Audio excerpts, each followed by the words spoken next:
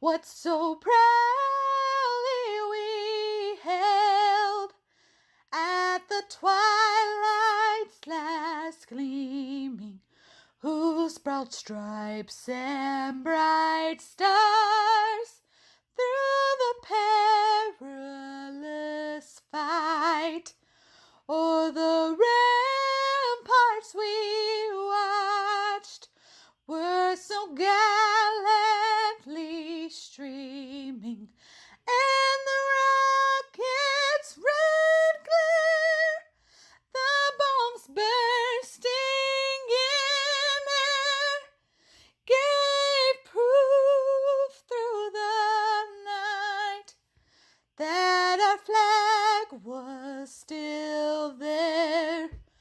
Oh, say does that star-spangled banner yet wave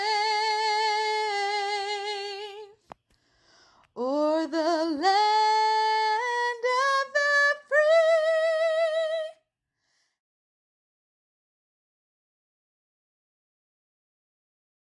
That was beautiful. Thank you so much, Jordan Dean, for the wonderful performance. She really does have a beautiful voice. Whoever that woman is out there. I bet she's good looking too. I know, I think you did mention earlier, Dustin, that you taught her everything she knows. I did. Do you sing, Atlee? Are you good at singing? Yes.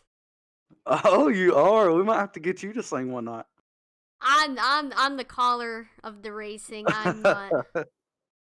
I hear you. We might have to see what you got for us, but they are getting through this drivers meeting right now as we speak, and then we'll get to some green flag racing here in heat number 1.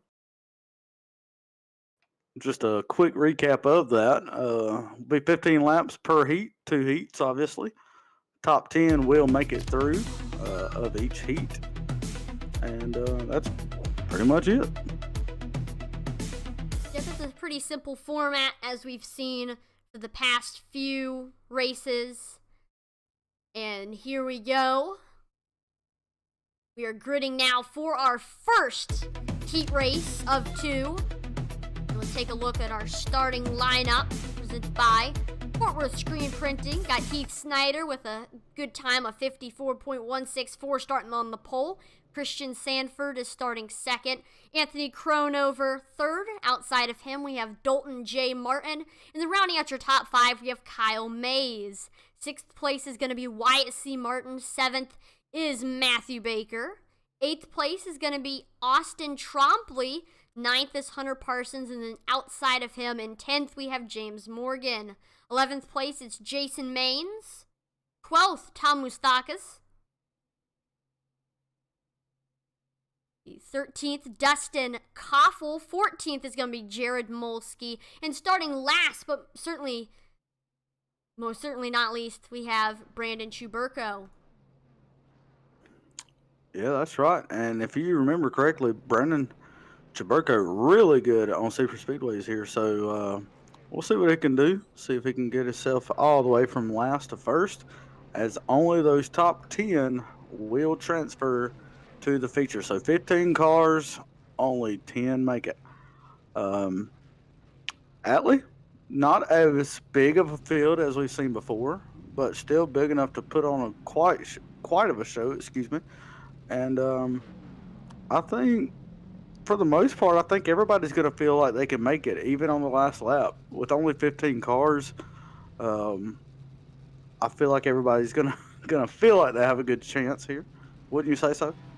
Yeah, I think with only 5 getting eliminated, I think, like you said before, everybody has a chance. But with this small field, I do want to say that if you are interested in racing in any of these races, make sure to contact Ian Martin. If you are interested, in these Superspeedway races are always fun, and you have a chance of potentially winning $300, maybe $370 if you were keep it clean. And the rest of the top 5 also gets prizes. $180 to second, $135 to third, $115 to fourth, and then $100 goes to 5th place. If you're interested in running, make sure to contact Ian Martin. And as far as I know, it's still 25 to enter, so that's not bad for a Friday night. Right, with the potential to blow that out of the park. Oh, absolutely. With $300.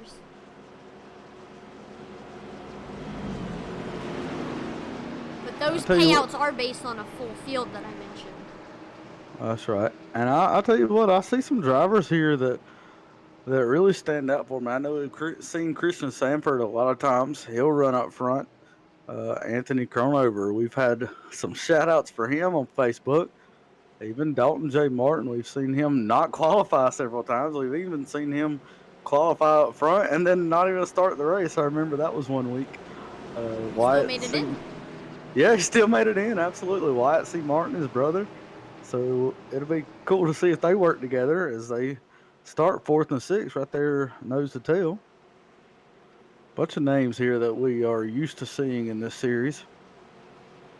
We do see a couple of new faces as well. We'll see how well they do. And that pace car slides onto the bottom of the apron there. And he'll go on down the pit road. And we'll go all the way around that triangle before we start the green flag tonight. I'm excited to see some side-by-side action here at Talladega. All right, this is Talladega, so I mean, I know a few people might be tired of Daytona with everything going on in real NASCAR, so it's cool to see that we're racing here at Talladega's green flag is out here at Talladega Superspeedway for heat race number 1. Getting a good run on the high side is the 50 of Christian Sanford. He got a good start there, and he's now clear of Heath Snyder. He's going to stay up top, though. Got Dalton J. Martin behind him.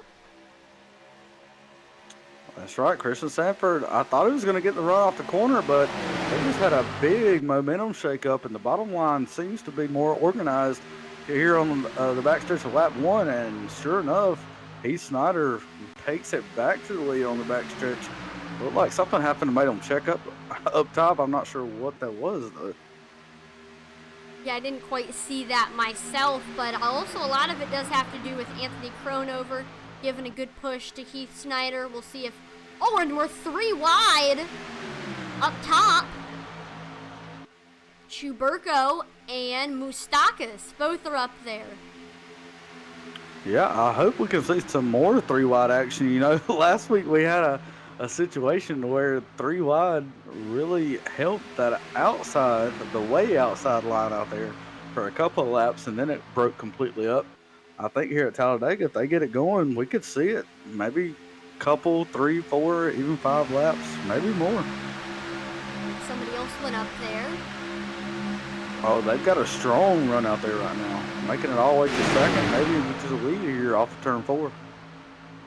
43 of James Morgan is thinking about going up there. Oh yeah, check it out. Off of turn 4, like I said, they've got a great run side by side with Christian Sanford almost. Christian Sanford got a really good push there. And so he will lead this lap off the front bumper of Dalton J. Martin. But Dalton J. Martin, whoo, I thought he was going to slide underneath him. He chose otherwise as they go down into turn 1. Now that third line is clear of the middle. I believe the 10 and the 12 are clear. So they're gonna. Oh no, the 28 moved down as well. Wow. And oh no, I thought they might have been able to save it, but no. Caution flag comes out here at Talladega. And First 43. caution of the heat race. Yeah, 43 of James Morgan got the worst of it here. That is the gray car at the top, all by him lonesome out there at the top. Watch this. He gets hit right there, maybe a little bit of net code. Keep watching, and then he comes down. There's where it is right there, and he'll get the worst of it out of this. Hits Wyatt Martin right there, and he'll come back up the track and get some more damage. But other than that, everybody looks pretty clean. Wyatt C. Martin probably got some side damage. With the But contact. Definitely James Morgan got the worst of it, though. James Morgan is heading onto the pits right now to get some of that damage fixed. Hopefully he'll be able to make it off so that he'll be able to either stay on the lead lap or maybe go 1 lap down. Because if there is another caution, he'll get his lap back. Because right now, everybody's trying to catch up to the pace car. Yeah, the pace car, it's one of those situations where he was basically a lap behind, and so everybody had to go all the way around the track to catch back up with him. And so that's why everybody's still so spread out here under caution. I'm listening to race control right now, trying to get an idea of what happened here. Looks like I'm looking at Wyatt C. Martin's car, and it looks like he doesn't have too much damage on the right rear. Let's see. Ooh, some damage in the back. And that may not be a big deal if he's got, Drafton help in front of him and behind him, but definitely will slow him down if he ever tries to take the lead or anything like that. So he may choose to opt out of pitting here, but later on we might see him come and take a fast repair. But I think pretty smart move here just to stay out, see what you can do early on. I know it's only a 15-lap race. We're on lap 5 right now, so it's not technically early on. We're a third of the way through, but still, anything can happen at any lap here. So I'm sure he's saving his stuff right now. So pretty smart move there. Right, especially that final lap is definitely where things get heated as everybody's trying to get into the top 10 so they can move on to the feature. Yeah, and as we look at the front of our field, and right now, got Tom Moustakis sitting there leading everybody, and Brandon Chaburko, if you remember, I said earlier he started 15th. I said he's really good here. Let's see how long he takes to get up there, and there he is in that number 12 car, sitting in the second position. Did not take long at all to get him up there. The third, Christian Sanford right there in the 50 car. Right behind him, Jared Molsky in the 20 machine, and Wyatt C. Martin with damage ends up in the 5th spot. Now, if you remember, Dustin, Brandon Chuburko was running that third line. That's right. He was the leader of that third line. That's right. So maybe that might be the place to be here, to be tonight here at Talladega. And if I'm not mistaken, Chuburko was running that high line in one of the heats last week, and that's what got him up front. So he appears to like running that high line and making it work, and they were making it work right there for sure. So it's something to think about, especially here at Talladega. If you can make it work at Daytona, you can definitely make it work here at Talladega. We're going to do a quick flyby of the field to see where your favorite driver currently is, if they are in this heat race. If they're not, then they are either going to be in the next heat coming up, or they were in the top 5 in qualifying and don't even have to race their heat races, and you'll see them when we get into the feature. Trust me, if you don't see your driver right now, it's probably for the best. Either they're in Heat 2, like Atlee said, or they're getting to avoid all this mayhem. And they're going to start, again, those top 5 that don't have to race in this. Got Raven Rittenauer, got Matthew T. Lee, Travis Turnmeyer, Andrew Henley's actually in the second one. How about Garrett Maines and then John Garrett? That's your top 5. They will not have to race in these heats. They get to watch everybody else. So if your driver's not in this race and they're not the names I just called out, then they're probably in heat number 2. Give it a couple minutes, stay with us, and we'll see them shortly. First, we got to get through this first heat as lights on the pace car. They're off, so we are going to be going green this time by the next time we cross the start-finish line. And starting on this front row, we got Tom Moustakis, and we got Brandon Chuburko on that outside, and he's got Jared Molsky behind him, and then behind Moustakis, it's Christian Sanford. Love the red Lowe's scheme. A lot of people don't know that at one time Jimmy Johnson did run a red Lowe's car. Very interesting. Yeah, I do remember. I don't remember what race that was for, but I do remember that one race where he ran, and it was as beautiful as Christian's is tonight.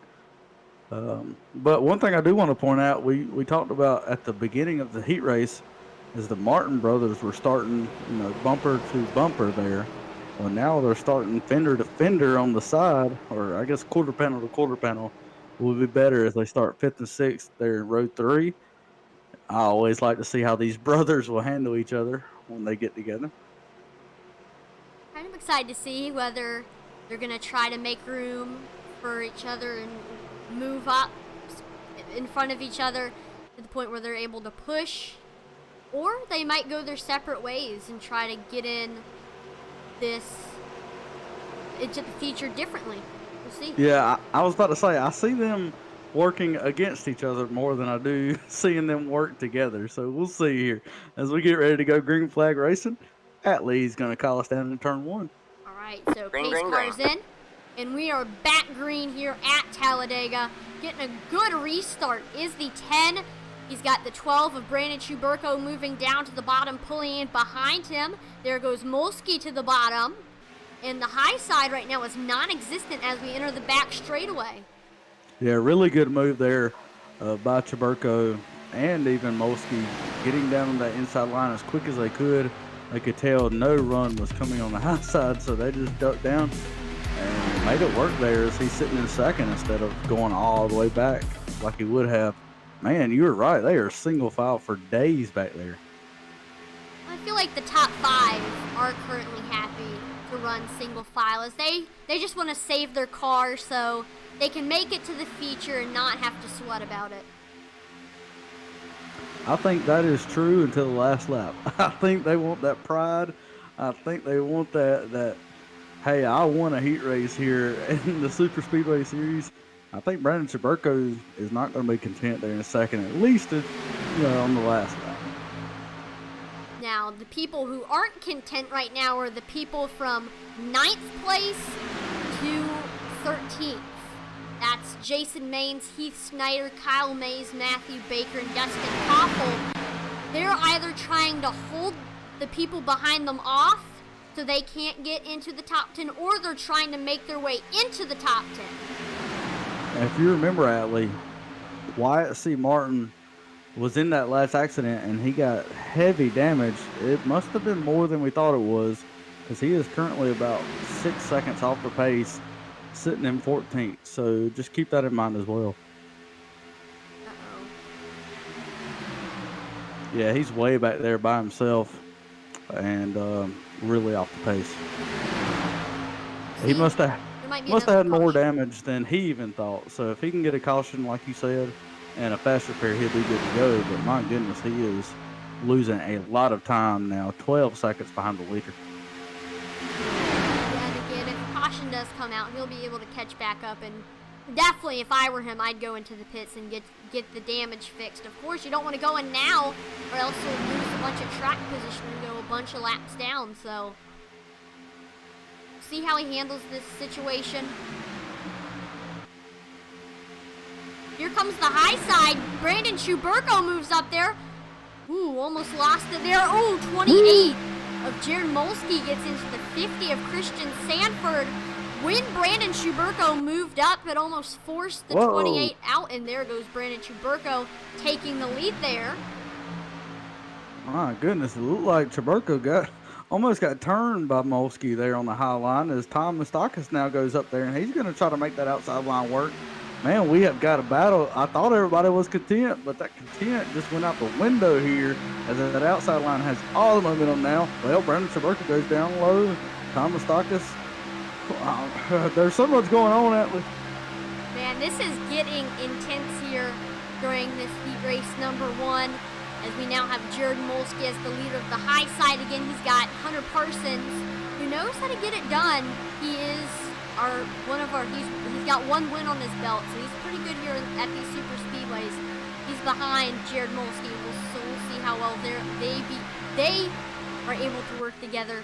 And it's 5 to go, so let's go ahead and look at our transfer spot. Right now in 11th. Or no, this is the cutoff spot. Right now in 11th, it's Anthony Cronover, and he's trying to get up there to Heath Snyder. And right now, he's about 2/10 behind Heath Snyder, he's catching them. Well, I think it's either based off strategy or is he? Okay, it's not off strategy because he just about wrecked both of them there. Up front, I do want to call out Brandon Chaburko is confidently got the lead right now, but he's trying to make it work. Like you said, I don't think he's comfortable. I don't think of his strategies. He goes to the high line, trying to make a third line work. Oh, There's some contact, and there he goes. Can they save it? Oh, All right, no, man, they're in the wall. Caution is out. Second caution comes out with 4 laps to go. And James Morgan in another accident tonight. He will not have another fast repair. And there you see Isaiah Gill on the wreckage replay. Just, wow, wrecking all of Atlanta right there. That is embarrassing. Here we go back to the replay. And watch that zero machine of Hunter Parsons as he gets into the wall, and that's kind of the straw that broke the camel's back, along with this 3-wide racing that we're seeing as well. So, let's see. He's got the 55 behind him, Hunter Parsons does. 28 gets into the 5. Looks like he had Jared Molsky in front of him. Something happened with him. That forces the 0, boom, into the wall. And look at James Morgan there. Wow, get tagged into another wreck. Maybe not as bad as last time, but yeah, still pretty bad there on the back end. He had some contact with Matthew Baker.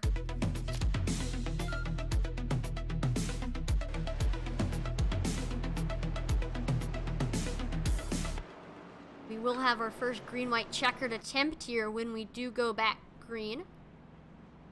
Yeah, to me, that was an unfortunate. Usually you see wrecks caused by somebody trying to be too aggressive.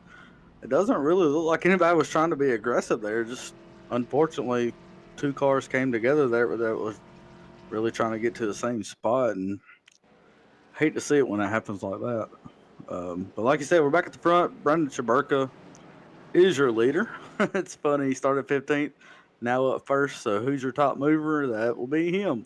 But surprisingly, your second biggest mover is Thomas Staka sitting there in that 10. He is second. He started 12th. Christian Sanford right now in third.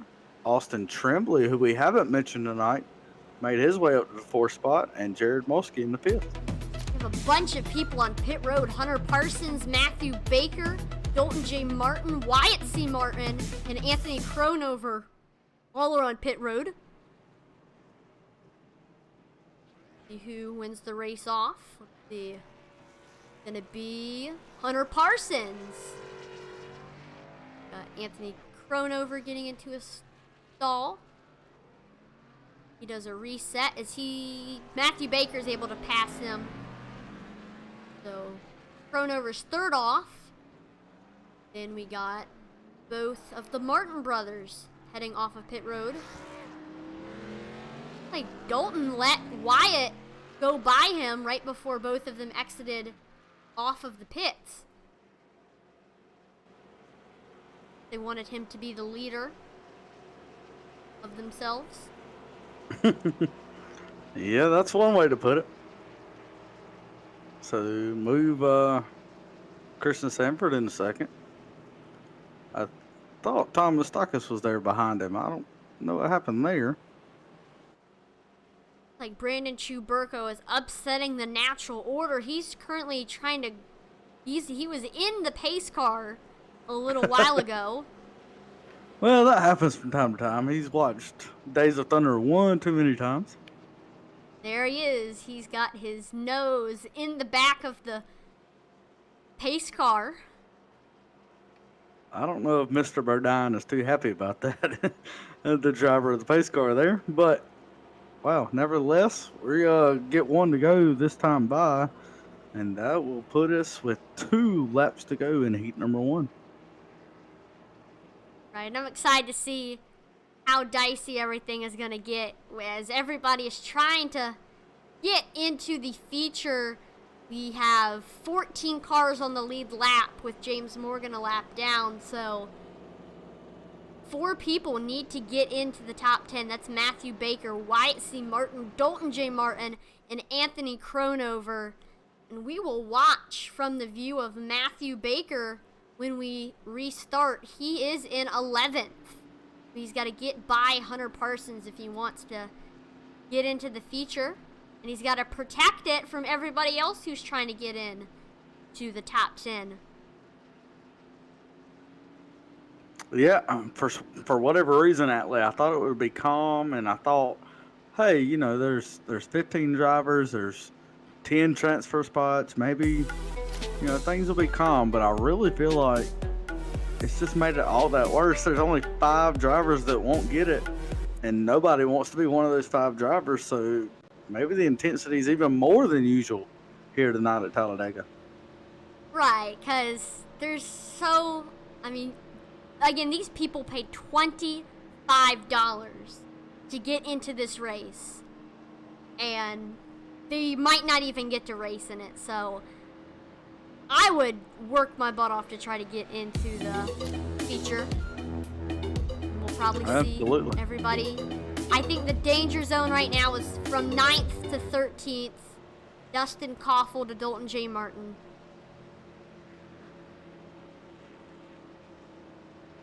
Gonna try their hardest to get in here. Yeah, I think there'll be some pushing.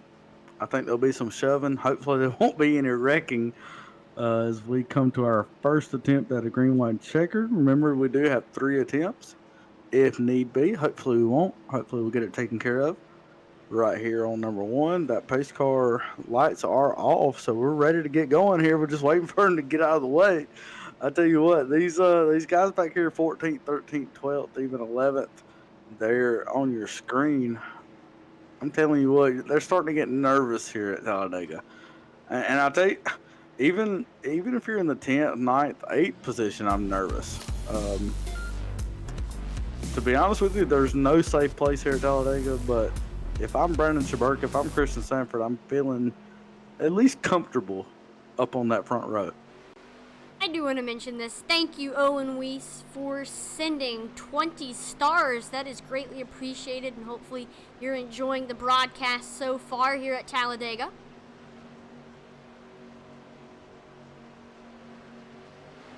You're about to go back green here with 2 laps to go. Here's Dalton J. Martin. He's trying to get by Matthew Baker to get into 11th, and then he'll have one more spot that he needs to take to get into the feature. There he goes. He's making the pass now on Baker. He's now in 11th.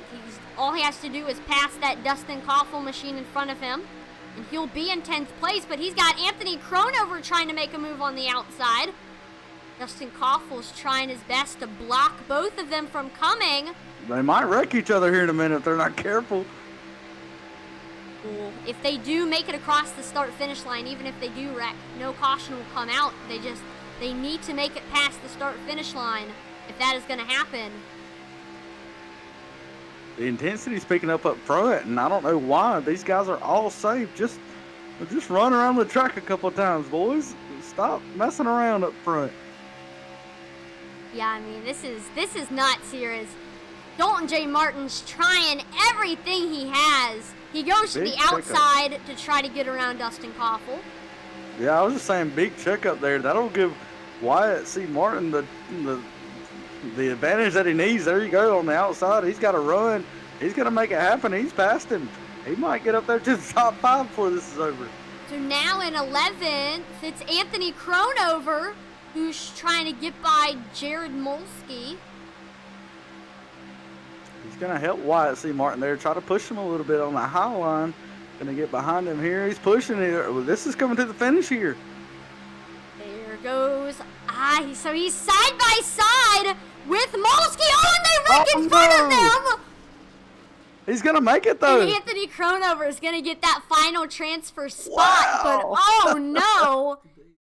Well, Dalton Martin did not make it, though, in the 36. I gotta see what happened there if we do have enough time before we grid for the second heat. Kyle Mays, Dalton J. Martin, Christian Sanford, and Heath Snyder and James Morgan do not make the feature. We had the 50 of Christian Sanford flying in the air, wheels spinning. There's Hunter Parsons. Despite flipping, he was able to make it across the start-finish line in advance as we are now gridding for our second heat race. And I said, regrettably now, I said, if you're on that front row, you feel pretty good. Well, guess what? Christian Sanford was on that front row. He did not make it. So, wow. Wow, wow, wow, wow. We're going to go ahead and do our starting lineup for our second heat race presented by Fort Worth Screen Printing. And starting on the pole with a 54.190, we got Curtis Critchley starting in first. Second place, it's Brandon Gagnon. Third place is going to be Andrew Navarro. Outside of him, it's Joshua Abbey. And then rounding out your top five, we have Derek Fulton. Starting sixth, it's Austin Shepard. Seventh place is going to be Shane Hensley. Eighth, John Ernst. Starting ninth, it's Travis Martin. Then outside of him in 10th, it's Corey P. Miller. Starting 11th, we have Cheston Green. 12th is Kenny Younts. 13th, Brian Hubble. 14th, Andrew Hansley the fourth. And starting last, but most certainly not least, we have... Oh, no, that's it. Only 14 cars. I thought it was going to be 15 like last heat. Yeah, only 14. So one less position you have to worry about. But that's one more position that stings so badly if you miss it. The top 10 make it. Only 4 cars will go home after this race. So you do not want to be one of those 4 cars. Yeah, that would be devastating considering, again, these drivers had to pay $25 to enter into this race. I mean, there's risk but big reward. Oh, absolutely. And I think those drivers from Heat 1 really got a taste of what it's going to take.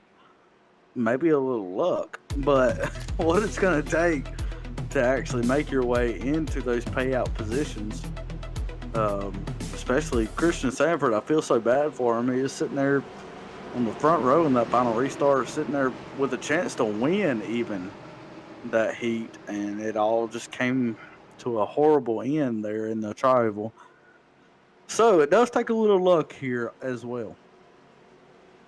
And we'll see what happens here. I mean, again, Christian Sanford started on the front row. Here with our front row, we got Curtis Critchley and Brandon Gagnon. Will they be able to stay in the top 10, or will they suffer the same fate as Christian Sanford did? See what happens with everybody else behind them. All the CGE drivers up there. Yeah, I expect them to work together here as we come through the tri-oval. No doubt at all they would work together. We saw that really well last time as green flag is out in the air. Curtis Critchley leads this field as the 2 of Andrew Navarro is right behind him. I bet he's going to stay with him the whole race if he can. Right, he's going to give them a good push. And they also have their other CGE teammate behind them, Derek Fulton, going to help them out as well. And it's like they're already clear of Brandon Gagnon as he's already fallen behind the high side, losing steam. And Brandon Gagnon, I believe he pulled down. Yep, he pulls down to the bottom. So that's now going to put the 33 of Austin Shepard as the leader of the high side. Yeah, I definitely want to be right with these guys if I am in this race. So Curtis Critchley, Brandon Gagnon, Brandon Gagnon is actually not a part of it, but Andrew Navarro, if he can stay right there with these guys, I think they'll have a good shot at it. Right, and I think the main thing is going to be teamwork for this heat race. Derek Fulton right there with him, trying to stay with it. Joshua Abbey sitting there in the 4th position now, right behind these guys. And trying to get some momentum working on the high side down the backstretch, but not really anything showing. I think these CGE cars are way too strong to try to make something happen this early on at least. But Derek Fulton, he does have to remember, don't push the pusher. Yeah, that's exactly right. That middle car can get swirly in a hurry here, especially at Talladega. trying to make something work out there on the high line. I'm expecting that they're going to try to do everything they can to try to separate these cars in front of them. We saw that a good bit last week as they go down turn one. Everybody seems to be at least content with some give and take as we see one car trying to make it 3 wide up top. Nothing working for him right now as he gets hung out to dry. Yeah, and he's fallen down to the point where it's not 3 wide anymore. And he fell all the way to the back. That was the 63 of Travis Martin trying to make it 3 wide. Man, he just fell way off pace, so that might be a wake-up call for anybody else who was thinking about going up to the high side, like very, very high side as well. Might not be such a good idea this early on in the race. Yeah, he fell from 6th all the way back to dead last there, trying to make something happen. Nothing happening yet as it's going to take some side drafting, I think, if they want to get up there. But side drafting, as we've seen already once tonight, can get you in some serious trouble as you try to get too close to that rear bumper, and it will turn the driver in front of you. Now, I'm looking at that outside line. They're starting to get some momentum, starting to form some energy out there. They might be able to make it to the front here if they can work well together. Now we'll see what Brandon Gagnon and the 71 of John Ernst can do up there. John Ernst has got that front end right on the back of Brandon Gagnon's bumper. There's also, we got behind them as well, Ryan Hubble trying to help as well. Yeah, if one thing is proven is that John Ernst is a really good pusher here at the super speedways. So I expect Brandon Gagnon to be up there in just a couple laps. And even right now, he's up neck and neck with second position Andrew Navarro, trying to make his way all the way up to Curtis Critchley in that 27. I don't know if he can quite get there yet, but I don't think it'll be too far away. Brandon Gagnon continuing to gain ground on Curtis Critchley. It's a matter of time before he's eventually side by side with him. Oh yeah, as you see really clearly right now, we've got two lines. No! Whoa! Whoa! What a save by everybody. Wow. That was the 3 of Shane Hensley there that got all the way down on the apron. He was able to save it, man. I cannot believe what I just saw, Atlee. That is so incredibly difficult. Wow. Really good save there by Shane Hensley. But that... He did fall on the last. I mean, yeah, I was just about to say that did spread out the field a little bit. You still see some side-by-side up front, but everybody else is trying to slowly make their way back up to the front. What's going to happen here is you see all these cars spread out. It'll probably be in a lap, maybe even less than that, actually. They're all going to get back together really quick, and you're going to see some really good runs coming from both sides, I think, both lanes. Brandon Gagnon has officially gotten up to Curtis Critchley. At one point, he was side by side with him. As they are side by side as we are in the front straightaway. He might even... No, not this lap. Next one, maybe. Maybe in the next one, you're right. Got some help there on the outside from Brian Hubble. In that 15, that orange car. Trying to make it work out there. And there's also, as well, John Ernst up there, and they do have more people coming as that those cars that were separated after that little incident earlier, they've officially caught back up to the rest of the field. Yeah, like I said, less than a lap, but here they are. I call it the rubber band effect. I'm sure a lot of people do, where it just that draft gives you that extra boost that you need to get back up there. That can really give you some strong runs. I really thought we would see a third line form, but no, right now they're content with staying in 2 lines, and Brandon Gagnon did lead that lap that time, Atlee.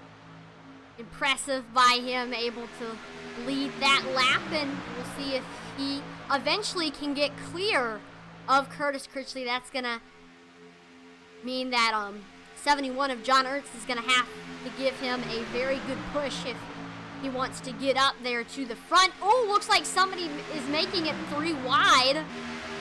Well, I don't think he did that on purpose. I think he got forced out there a little bit. But nevertheless, it was 3 wide there for a second. Looks like he finally made his way back down there. Yeah, you're right. That was a close call there. Brandon Gagnon holding strong that outside line on Curtis Critchley. I don't know. Curtis has got to run now on the inside line. I think Curtis might be. It's going to be close. Yeah, give it to Curtis. Yeah, you're right there that time. They're going to continue to go side by side for maybe the rest of this race until the final 100 inches. Well, right now we're sitting on lap 9, so that means we got 6 laps to go. Looking pretty strong right now on that outside line. I feel confident. I know the CGE cars really feel more confident probably because they've worked so well together in the past, and it's proven again tonight that they know what they're doing here at Talladega, and they're proving it again. But Brandon Gagnon and John Ernst on the outside line are really showing how strong they are and that they are dominant tonight as well. Right. I'm very surprised at how well Brandon Gagnon has been able to keep up with the CGE drivers. Remember, Brandon Gagnon did win last race at Daytona, working with Brandon Schuberko. Well, it's also interesting to me, the CGE cars, they are in Toyotas. On the outside line, you got Brandon Gagnon and John Ernst in Chevrolets. So that's another component that we hadn't really talked about. Even the 13 there, Brian Hubble, he's in a Chevrolet. Now, I will say Derek Fulton in the 7 there. You see the third car on the inside. He's in a Ford. But Chevrolet versus Toyota right now up front. Yeah, and that gives me a question I do want to ask some of the viewers. I mean, what are you? Are you a Chevrolet person, Toyota person, or a Ford person? I'm just interested to hear. Or do you like another manufacturer that isn't necessarily in NASCAR? I know NASCAR used to have Dodge. They had Pontiac at one time as well. Ricky Craven got the last great win for Pontiac at Darlington in 2003. With that close finish there, that is the greatest thing. It's got to be, no doubt. But you do have to, back to the actual race, I mean, you do have to be very, very careful pushing in these Xfinity cars.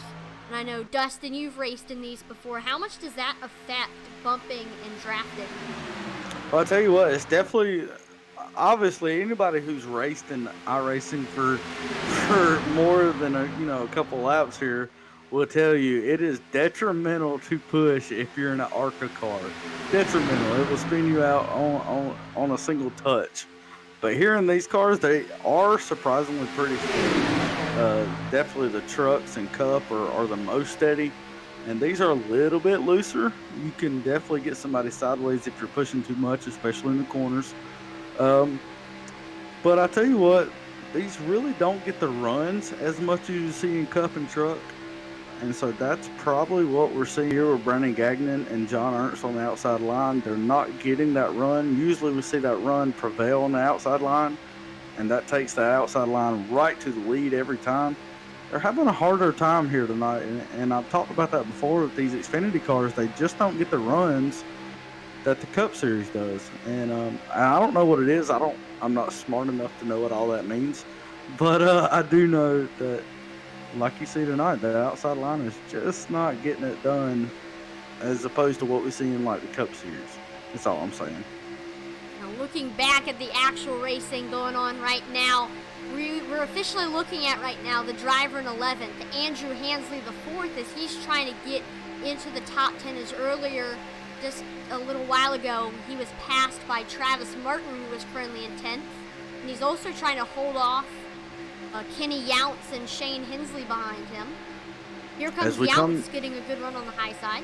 I was just going to say we're coming to 2 to go this time by, so it's go time. We're 3 wide as Younts is running up there. He still isn't in the top 10 yet. Yeah, and that's where desperation starts really coming in as you start doing crazy stuff like being the only car on the outside line trying to make it work. As you can see, it doesn't work for him as they work down the backstretch. I think he's still in a good position. If he can try to make something work here, he just doesn't have the run that he needs to make it happen right now, but he still got a lap after this. Right, one more lap to decide everything. And right now, as we enter the final lap, we got side by side for 10th, 9th and 10th. It's Cheston Green and Travis Martin. These drivers have to get by either of those drivers to get into the top 10. And as I say that, here goes Corey P. Miller up to the outside. There's that desperation move I keep talking about. And if he could have some help out there, it might work, but nobody's helping him. There comes some help there from the 3 machine, but I think it's a tad too late. Gonna have to move down if they want to make it into this feature. Right now, in the transfer spot, it's Travis Martin running on that very, very outside. It's Kenny Younts trying to get it done. But I don't know, if he continues to stay behind the 63 like he is, he's not going to get that transfer spot. Any last desperation move that he can find? No. Doesn't look like it there. Wow. Just never could get together there. You know, it's Talladega. It's Super Speedway. You can't do it on your own. You got to get help there. I think I would have been over the radio saying, "Hey guys, let's try to work together here. Let's try to get a run going," and they just never could. But that being said, we're ready for a feature race here tonight, Atlee. Let's go ahead and do our starting lineup. Starting in first, we have Raymond Ridenour II. He had a scorching time of 54.124. Second place, it's the 66 of John Garrett. Starting third, Garrett Maines. Outside of him, we have Travis Turnmeyer. And then rounding out your top 5, we have Matthew T. Lee.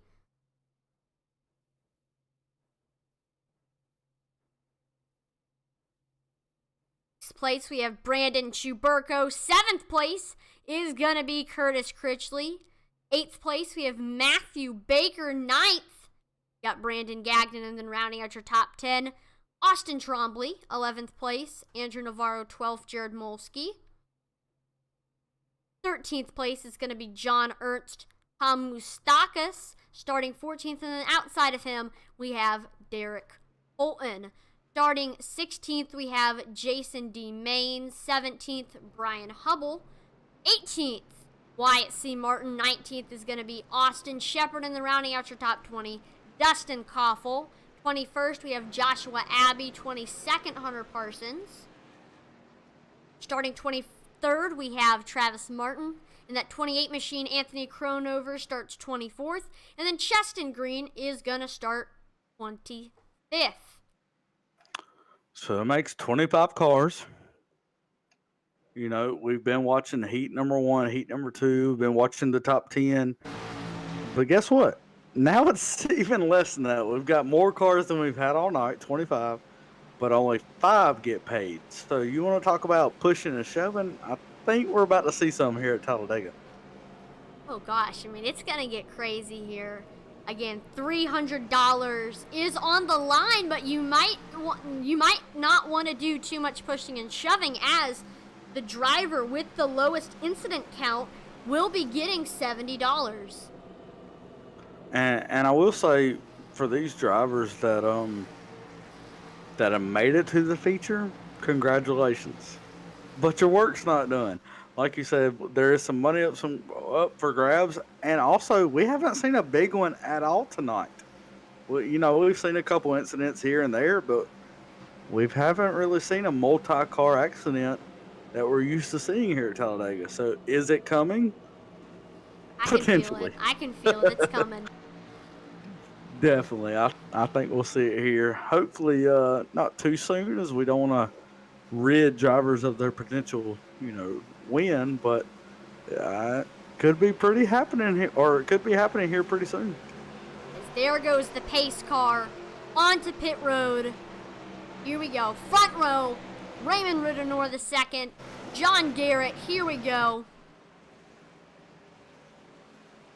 And they're just waiting on the green flag. Raymond Ridenour, remember, did not have to be in those heat races. but he will start this race, and he gets a good run. Got Garrett Maines pushing him right behind him.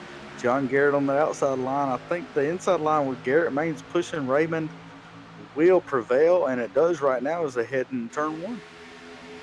Yep, and Raymond Ridenour getting a fantastic push by Garrett Maines. Normally, Garrett Maines is the one getting pushed here in these super speedway races, but he's doing a great job pushing Raymond Ridenour up front, and they're running away with it as the high side is just falling way behind.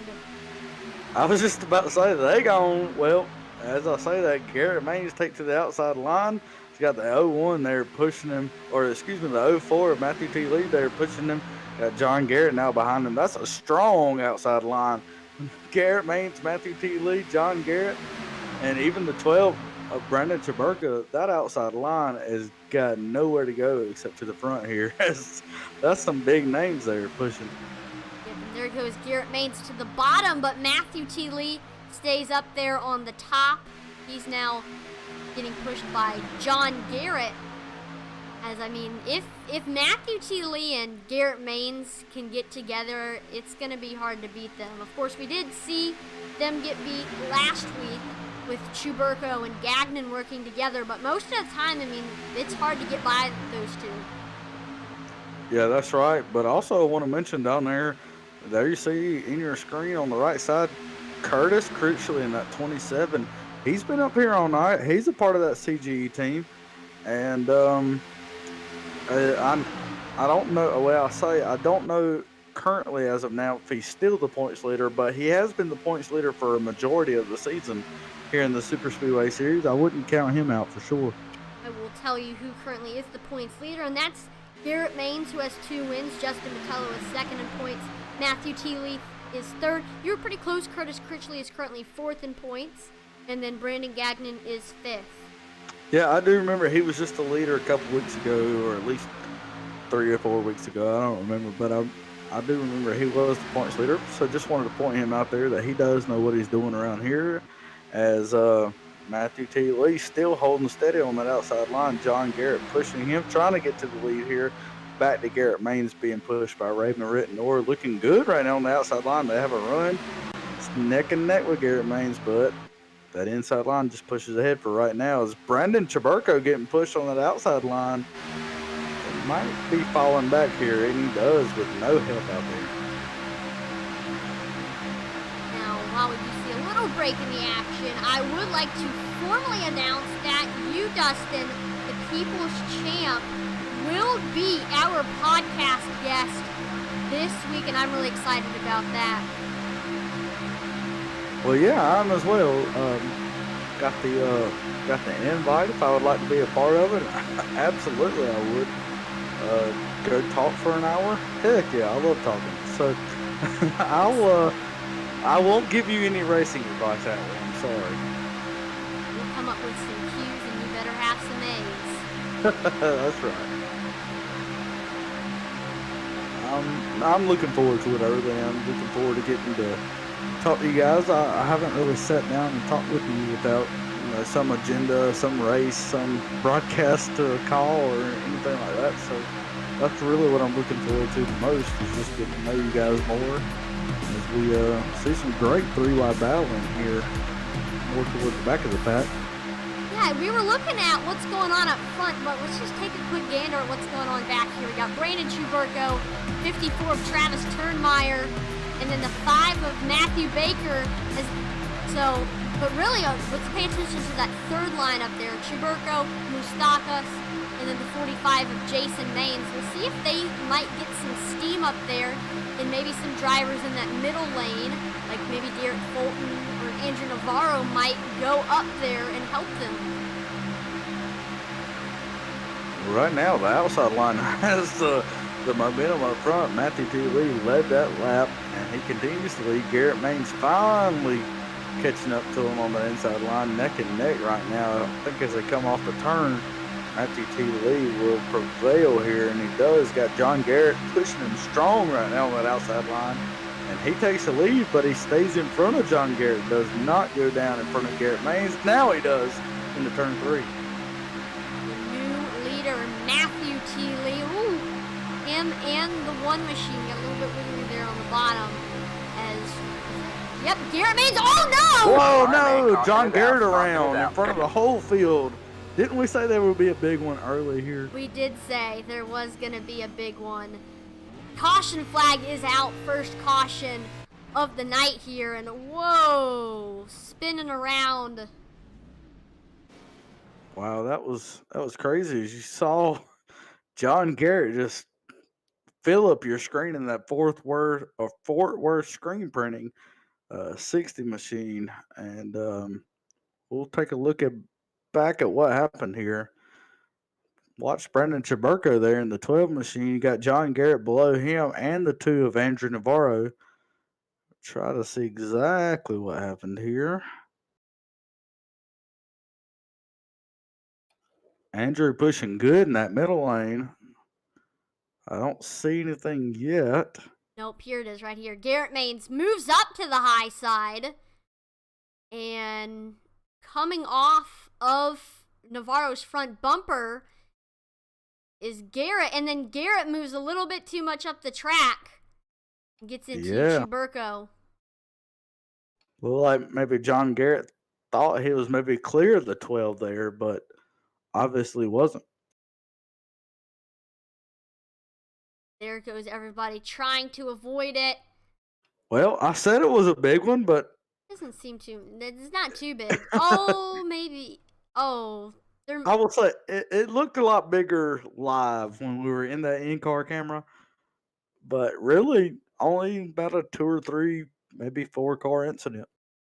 6 or 7, no, I'd say. There's a bunch of people going on to pit road right now. Andrew Navarro, Tom Moustakis, Brandon Chaburko, Travis Turnmeyer, Jason Maines, Austin Shepard, Dustin Koffel, Travis Martin, Cheston Green, Brandon Gagnon.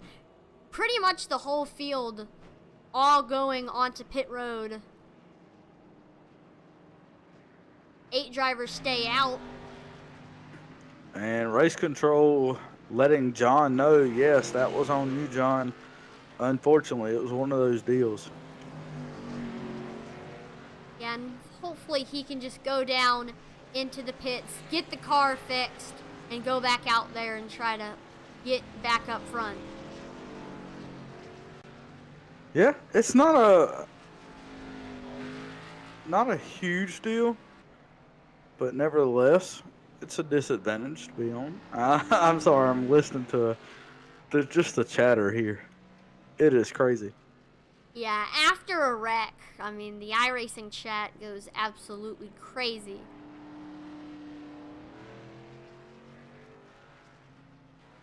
I mean, most of the time, when everybody's trying to concentrate during the race, it's pretty chill then. But, I mean, as soon as one person spins, it starts going crazy. Well, it's always one of those deals. And listen, Atlee, I've been a part of it several times. I know you have in your racing career where you feel like you're a part of an accident. And, hey, I didn't cause that. You caused that.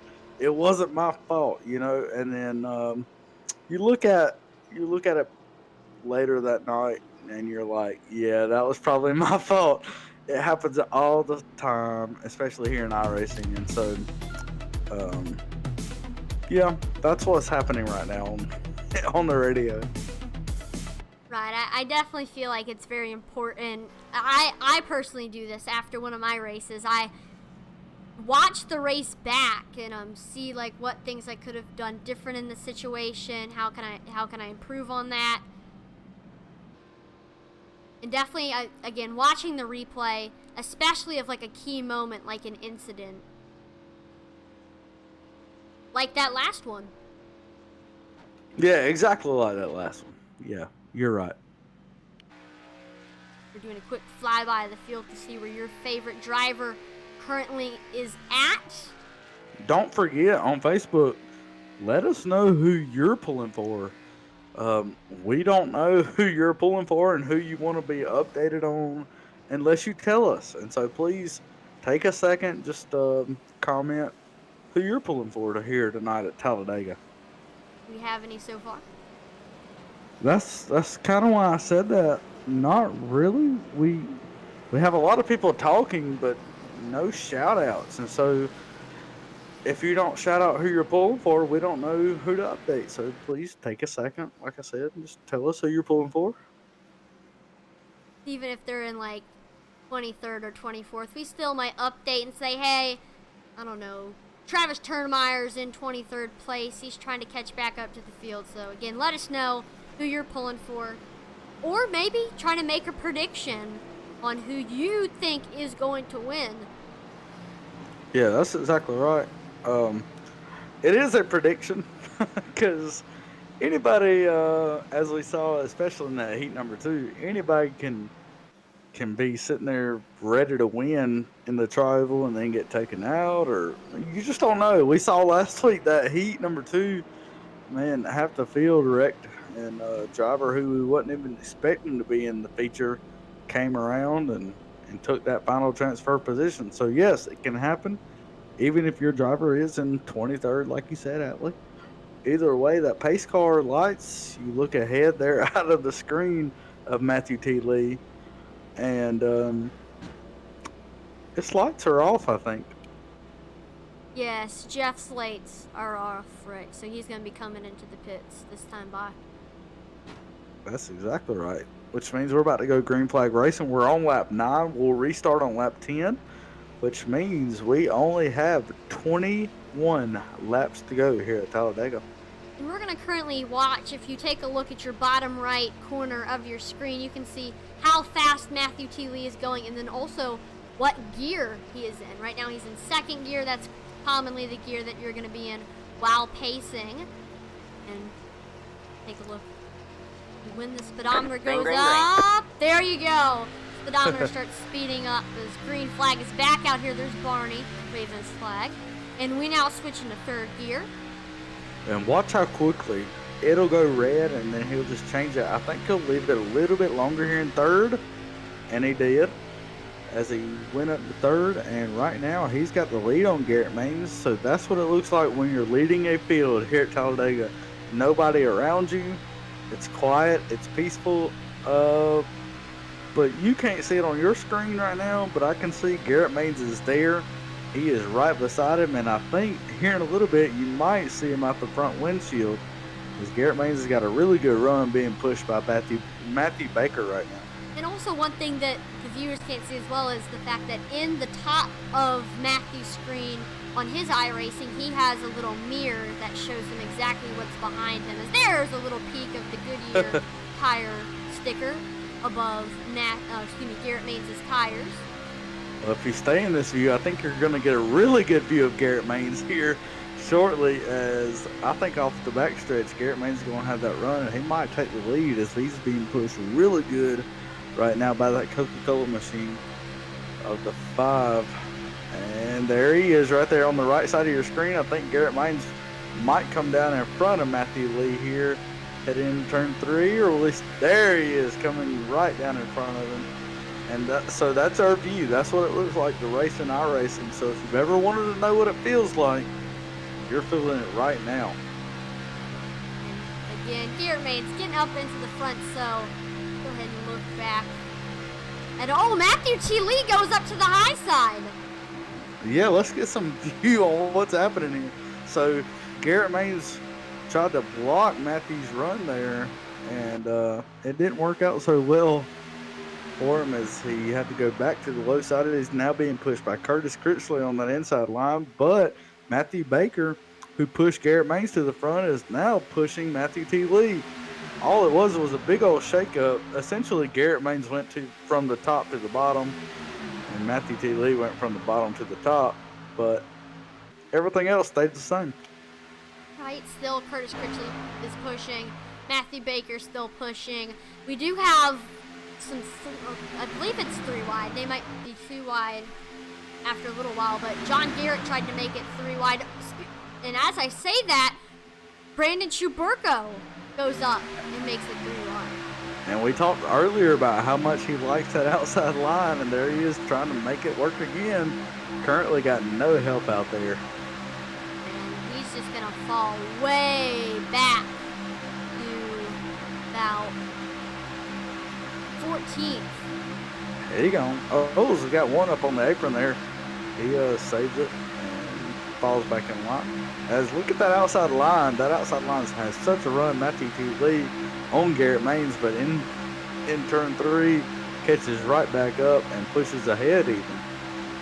Curtis Critchley just silently, quietly, patiently even, staying right there on that inside line, pushing Garrett Maines. Yeah, I think in the next couple of laps we're going to see Matthew T. Lee take the lead here at Talladega Superspeedway. Maybe right now as he's getting a good push from Matthew Baker. No, not quite. I think it was clear for like a half a second there, but that's not enough to confidently get down in front of him. And you can see what that does is Garrett Maines just take a heavy lead there for a second. That's what happens right there. But kudos to Matthew T. Lee. We say so many times drivers get in trouble because they think they're clear and they just make a jump forward. Whoa, whoa, whoa. Calm. No. Jeez, that was scary. I just had to say that. But that was very, very scary there. Again. It's still scary. Ah! Please, please. And then we're 3 wide as Brandon Chuburko and the 33 of Austin Shepard are up there, making it 3 wide.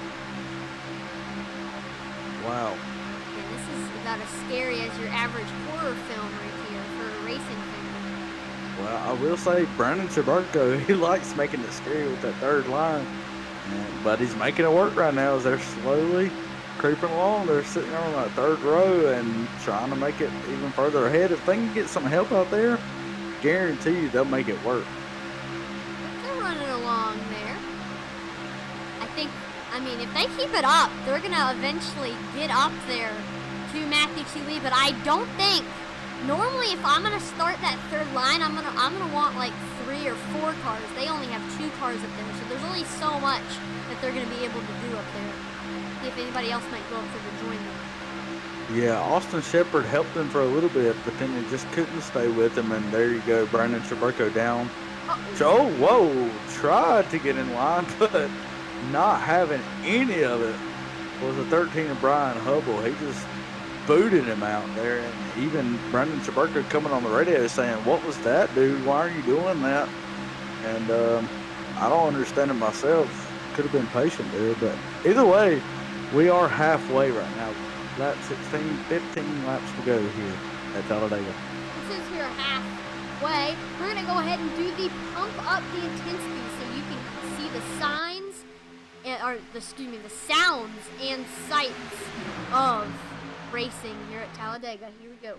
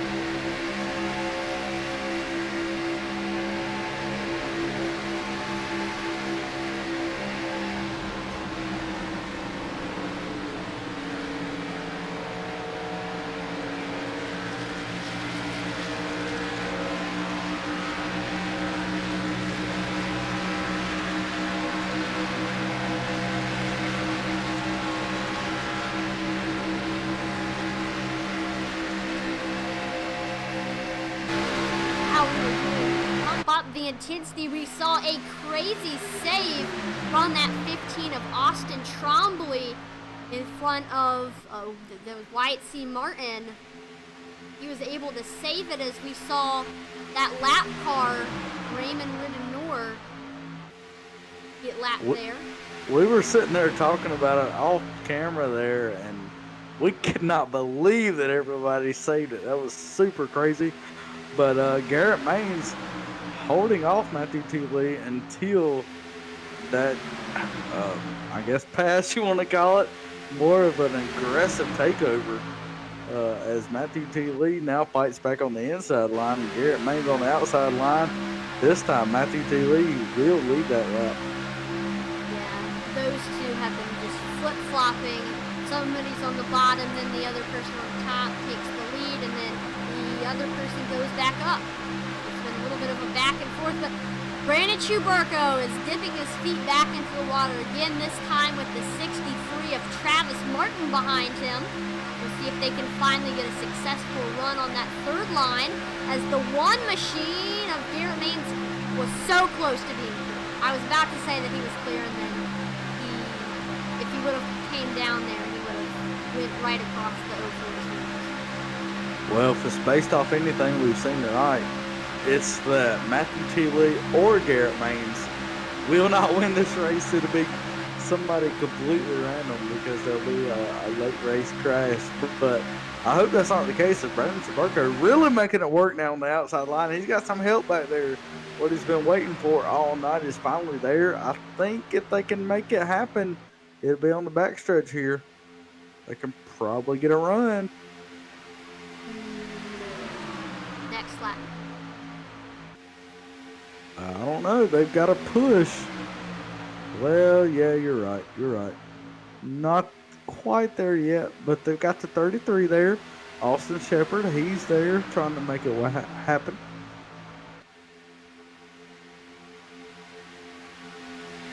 More people. We need more people up there. Come on, let's get that third line going.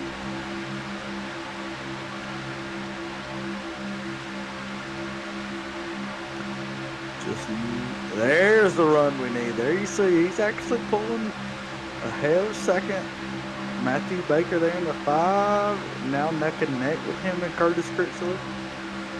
So, I'll tell you what, he's doing what he needs to. He's gaining confidence in others to run up in that third lane.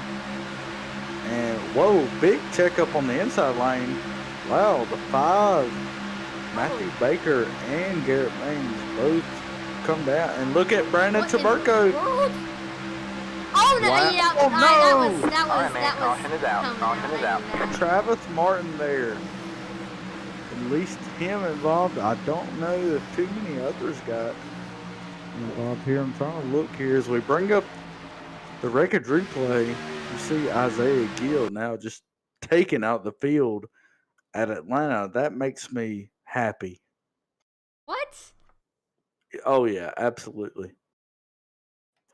I don't know. Wow. Does anybody else tell us in the comments, does that sight make you happy or does it make you sad? So I was a part of this race that you're seeing right now, and I actually gained like 6 positions during this caution, so it makes me happy. All right. Let's take a look here at this replay. All right, so Garrett Maines moves up from the bottom, and he's now, and he did that so he could be with Jason Maines. And then, the 33 clipped him there. Yep, that was bump drafting gone wrong right there. So Austin Shepard got into Travis there. I didn't see that live. I thought it was something else, but yeah, right there, just clipped him. And then he comes down into Brandon Gagnon. Wait, did Derek Fulton just avoid that? He was right in front of him. Wow. I think he might have touched him, but I don't think it really caused any damage. As that could have been a lot worse than it was, for sure. A lot of people turned left and prayed, and that helped a lot of people avoid it. There's a bunch of people going onto pit road. Brandon Gagnon, Brian Hubble, Andrew Navarro, Travis Martin, Joshua Abbey, Austin Shepard, and Raymond Rittenor are all on pit road. Yeah, we saw Raymond Rittenor getting lapped there, so he's probably got some issues not caused by that caution, but some separate issues going on. Yeah, and a few other drivers down a lap is Travis Turnmeyer and Jared Molsky.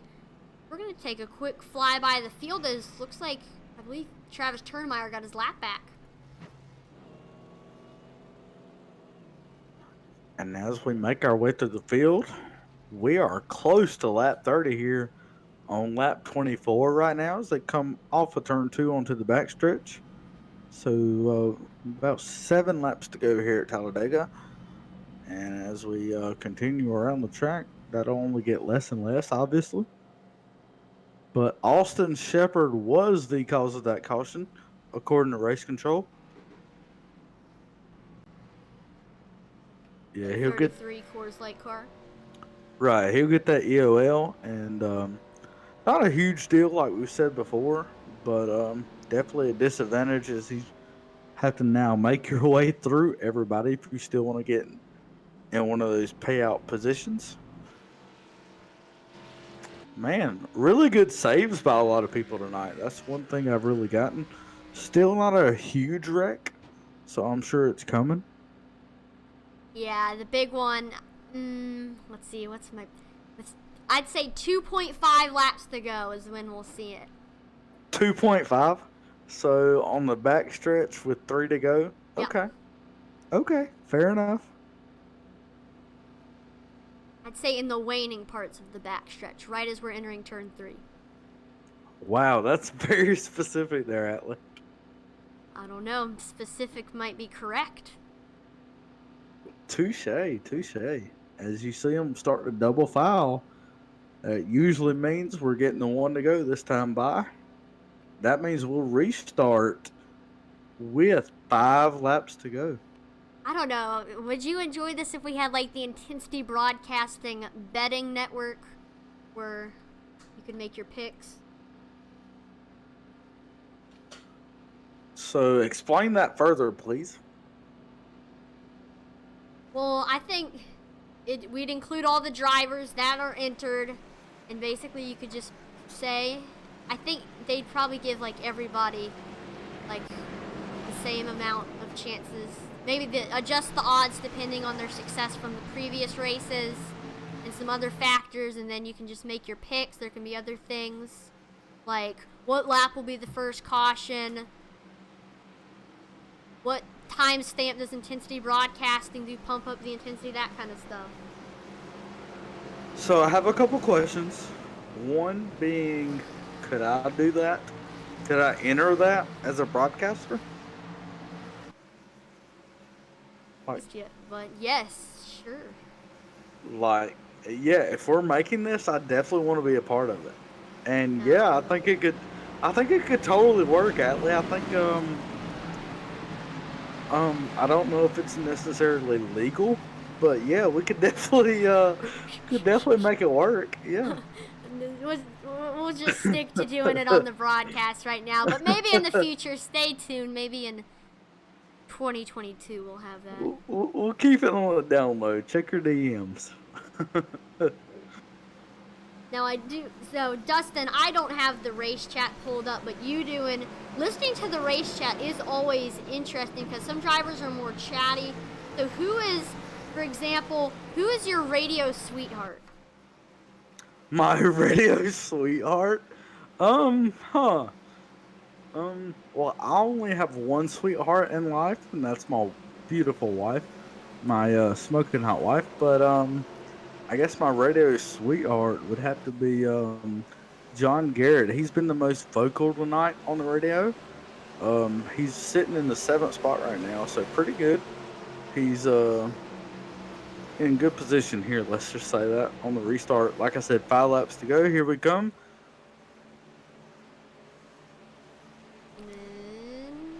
Green flag, green flag. There it we go. is. Green flag is out here, or back out here at Talladega Superspeedway.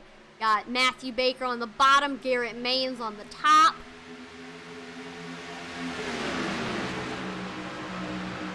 And Matthew Baker, we've seen him pushing really good tonight, but now Got Brandon Chaburko right behind him, trying to be the one pushed. And right now, it's just those top four. They have split away from the rest of this field. And the outside line really maybe getting a little edge here on the outside. Into turn 3, maybe Garrett Maines. Nope, not clear. I thought it might be. We'll see. Everybody's now finally catching up to the field. Sometimes though, the drivers on the restart get a good run, people have so much momentum behind them that they'll just fly right by.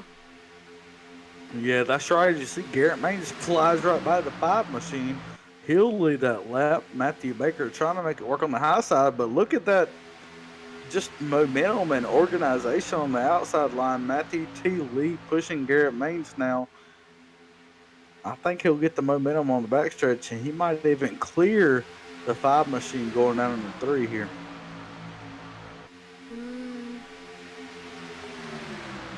Yeah, definitely. Oh, both of them clear. Matthew T. Lee and Garrett Maines. Oh no, we're 3 wide. Curtis Critchley, Chuburko, Baker. It's chaotic here at Talladega. We're coming to 3 to go. 3 to go. I thought Matthew was going to jump up. No, Chuburko sitting there pushing Garrett Maines now in that second row. Oh my goodness, look at this field here. Curtis Critchley leading that outside line. I think he's going to have something for Garrett Maines if they can get connected. Well, so again, I predicted with 3 to go on the waning of the backstretch. We're 3 wide. Curtis Critchley now neck and neck with Garrett Maines there on the high line. Garrett Maines goes down. Wow, wow. Save it. Oh my gosh, this is nerve-wracking. Garrett Maines goes back up. Maines is trying to block to prevent the other lines from coming. Got Matthew T. Lee staying on the bottom, Critchley on the top. What in the world is going on? We got 2 laps to go, and things are getting very, very dicey. Garrett Maines trying to be the Pied Piper here at Talladega, leading this entire field, controlling the field. Matthew T. Lee finally gets side by side with him and even takes the lead now as that high line starts to break momentum. Okay, calm it down, people. All right, man, just calm make it to down. the final Calm it lap. down. Caution is out. Oh. Caution is out here at Talladega. Wow. Wow. Take a breather here, folks, as we get that wreckage replay for you. Wow. You take a breather as I take a breather. My goodness here. Wow. This is shaping up to be the best finish we've ever seen here at Talladega in the Superspeedway Series. Let's take a look at what exactly brought up this caution. And this incident right here deserves a shoo-wee, as you'll see it right here. Shoo-wee, for sure. Shoo-wee.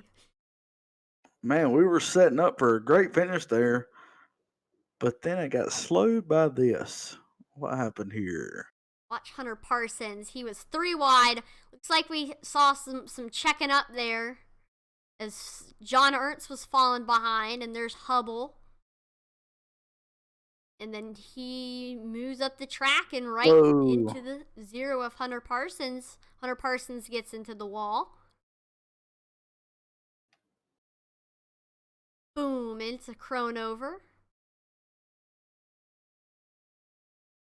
Yeah, still not a big one, but definitely 3 or 4 cars involved there.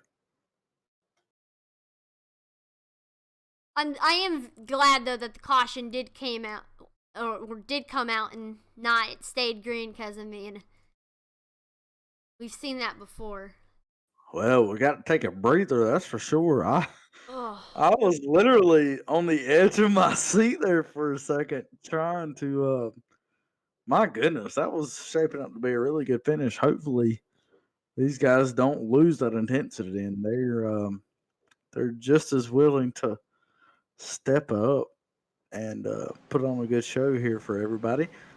As we'll have the first attempt at the green white checkered here, our leader Matthew T. Lee, at the time of caution, will restart on that, I guess, pole position. Matthew Baker in the second position, Garrett Maines in third, Brandon Chaburko in fourth, Jason D. Maines. I'll tell you what, Atlee, that Brandon Chaburko, he has really made some moves tonight. I think he's the one to look out for. What you think? I completely agree with you. I think 2 races ago, it was his first ever race in the series, and immediately became a fan favorite just because of his aggressiveness and how willing he is to make moves and run that third line. And just, I mean, I love his driving style. Yeah, it reminds me of and he might not like this, but it reminds me of a Ricky Stenhouse Jr. or even a Joey Logano, just type of aggression that he has. But like you said, I love it. It really puts on a show, and I don't think he's done yet. I think he's going to push it to the end here as we show up on our first green white checkered attempt. Like I said, my money's on him. And you did say, I mean, even though he might not like that, I do have to say that Ricky Stenhouse Jr. and Joey Logano are both good racers. Even though I don't want to admit that Joey Logano is one, but it's just short track racing, you know, so that's fine. But I mean, both of them are good drivers, so that is a compliment. I don't know. Tell us in the comments. Was that a compliment, saying that he drives like Ricky Stenhouse and Joey, or was that an insult? I meant it as a compliment, especially at super speedways. I mean, as we look back at Daytona, I mean, my goodness, Joey Logano was leading the race before he got taken out. I mean, oh my God, there's no doubt about it that he's a good restrictor plate racer, and I think that Brandon Chaburko is no different when it comes to that aspect. He really likes taking chances and making moves where he needs to. And so that's what I meant by that. Not an insult. Now, what is that building over there? I do have to ask. It's like the red and white building that you saw in the screen. I'm not exactly sure what that is. That is the ticket offices. Ticket offices. Those are very, very big ticket offices. I have no idea. They look like barns. I just made that up. I have no idea. It looks like a shopping mall or a gigantic barn or gigantic church. I don't know what that is. There's the mountains. Is there mountains by Talladega? Yes, there are. It's called the Talladega Mountains. Everybody knows that. Oh, yeah. Like there's the Daytona Mountains and the... Yep. You're right. The Daytona iRacing Mountains. Superspeedway Mountains. Yeah. Those are official, by the way. Yep. You would have learned that if you took your iRacing geography degree in college. I think only Purdue University and South Carolina University. Whoa now. Listen, you can joke about my racing, but don't joke about the University, South Carolina, okay? Slow down there, Atlee. Took it one step too far there, Atlee. No. What do you mean? That's a compliment. It's one of many teachers consider that one of the best courses to take, along with, I don't know, arts and political science and financing. The class of mountain learning. Yes. It's called topography. Hey, seriously, iRacing topography. in our iOS series, we just had the Estrella Mountains. Those are literally the mountains. I know we were obviously joking. There is no such thing as Talladega Mountains. But there are the Estrella Mountains at Phoenix Raceway. So the iOS series just paid tribute to that.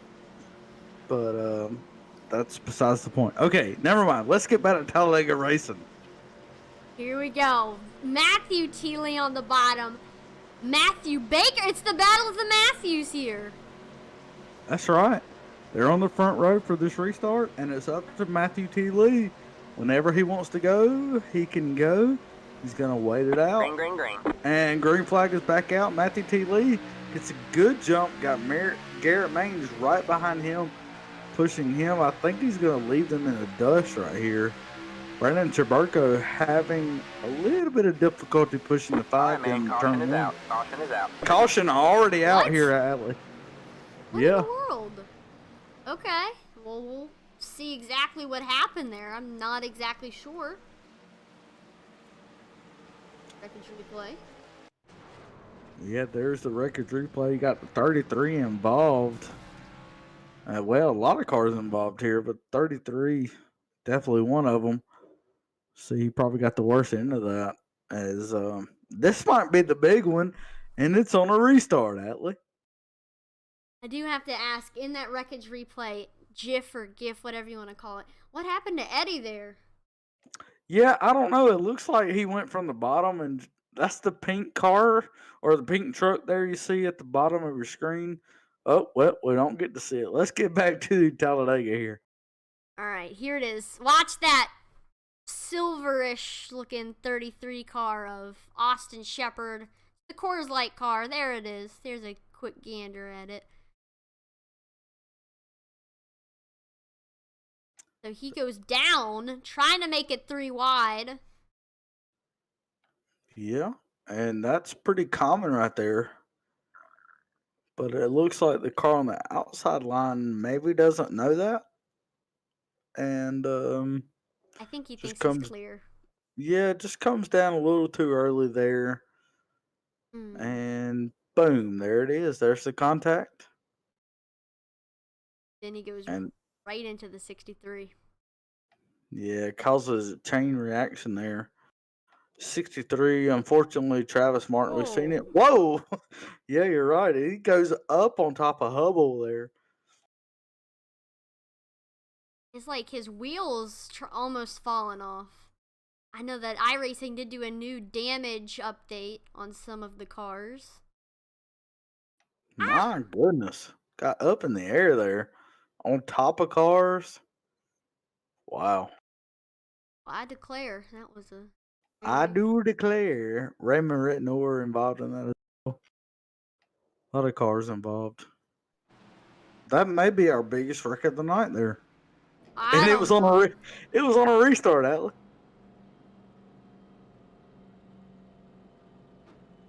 Now, while we're under pace lap, I do want to go over our schedule for this week. As we got Sunday, we got the original Rebels Racing League. Then Monday, the Intensity Broadcasting Podcast will be released, number 3, with special guest Dustin Dean. And then after that, we have the Average Joe Northeast Dirt League, which is going to be starting out this Monday. And then also iOS ARCA. Then on Tuesday, we have the Superspeedway Kings in the iOS Cup. Wednesday is the Intensity Racing League Short Track Series and the iOS Trucks. And then we got Thursday, things are going to get a little bit dirty. We got a dirt doubleheader, Dirt Cars Pro Late Model Series, and one of our newest series is the iOS Dirt Domination Series. And then we come back to Friday with what we're watching right now, the iSSL Superspeedway. So we have racing on on 6 of the 7 days this week. Now tell me more about this Average Joe on Monday night. Yes, it's the Average Joe Northeast Dirt League, and our host for that one is going to be Mr. Matt Knights. Well, that sounds like a bunch of fun. What cars are they running? Do you know? It's going to be big block modifieds. Oh, okay. That should be fun. People love those big block modifieds. So make sure to check out the Average Joe's Northeast series. And then also, they got the iOS Dirt Dominator series. That's right. That's on Thursday nights. That's upcoming. That'll be fun. We have a few familiar faces driving in that. I'll be making a few attempts at that, but I'm not a true dirt racer, but I like to have fun at it.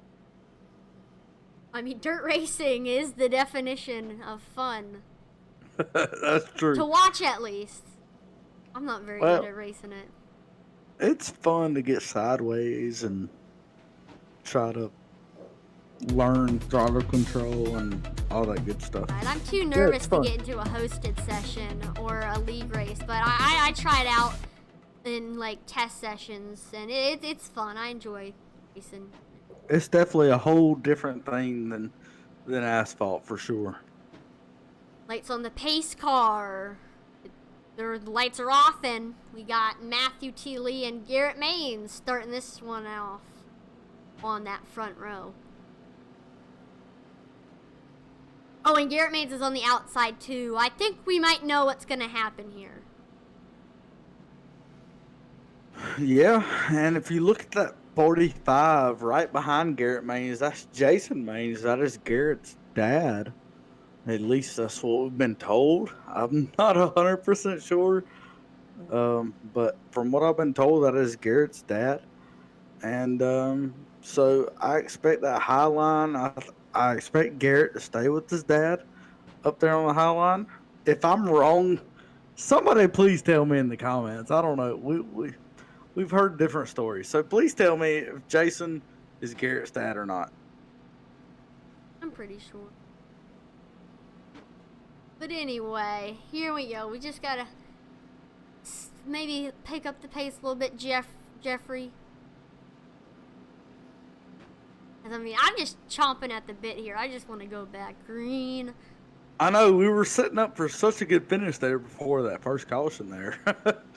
But we're at green white checkered attempt number 2, so only one more attempt after this, and no matter what, we'll finish after that. But hopefully we can get back to the white flag here and finish from the green. Here we go. Go. We're just getting this scene. Yeah, alright, so there goes. Coming in a little bit early there is Jeffrey Bodine. I thought the same thing. Yeah, I thought the same thing there. Wonder what his thinking was for that decision there by Mr. Bodine, but regardless of that, here we go. It's all on the leader, and then we'll wait for Barney to wave his flag. That's his favorite thing to do. Green flag, green flag. 'Cause there we go.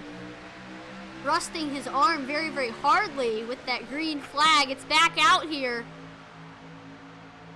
As you see, the main train. I was trying to think of something to clean. Yeah, the main train. That's even better. Or the main train out there on the high side. Got Jason and Garrett trying to make it work. And I think they'll get that run on the high side as they have a lot of help out there. Not the same situation on the inside. You got Matthew Baker. No. Oh no, there it is. Oh, Yep. man, Caution back out. 5th caution. Man, I saw that in the corner of my eye, and you heard what my reaction to that was. I was like, that cat. All I could say was no. I have that kind of reaction to things. No, oh my gosh, please, let's no. take a look at this. No. Wow. I say, wow, that Tom Mustakis really got airborne there. We'll take a look back at that whenever you have it ready, Atlee. In the meantime, Isaiah Gill just taking out the field makes me happy. He really gilled it there. Here it is. Here we go.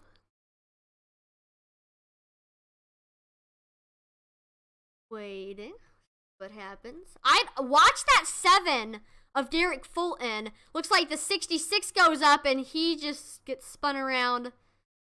I think he had the 35 behind him. Chest in green. And whoa. Wow. Remember, iRacing is very involved in the mission to Mars, as you see that right there with the 10 of Tom Mustakis. Wow. Yeah, we got to go cockpit with the 10 car. Oh, got to. Or no, Hunter Parsons, because he went over his nose. Wait, no, he could see. Yeah, he can see everything. Let's see. Yeah, he can see it. That's pretty good view there. We got the Muppet. So this is what it's like, cockpit view from, who was it, Hunter Parsons. Yeah, his view. And you can see there, watch in front of you as it takes place. And boom, there he goes. Woo. Up in the air. Wow. Let's see if he makes it through clean. Wow. Don't run into the back. Check up, check up, check up. And he does. All right, sweet. Makes it through there clean. Yeah, very nice. Nice job there by Hunter Parsons, able to avoid it, but not so well was Tom Moustakas. I gotta see him go on his space mission. His space mission, indeed. As you see, it's not even his fault, really. But yeah, ends up with all four tires. Luckily, it didn't flip over or anything like that. 3 wide right there. Boom, right there it is. And he just hits the wall and. Shoo. Boom. Yeah, really lucky it didn't flip over there. Sure, a lot of damage. It's the Goodyear blimp. Or no, the iRacing blimp. Yeah. Up there. That could have been a lot worse, though. He could have flipped over and he could have been tumbling for days there. No, but he luckily landed on his wheels, and I believe we saw this in the Superspeedway Kings where somebody couldn't get down. They were on their lid and they had to tow. Yeah, and that's what I meant. It's so easy.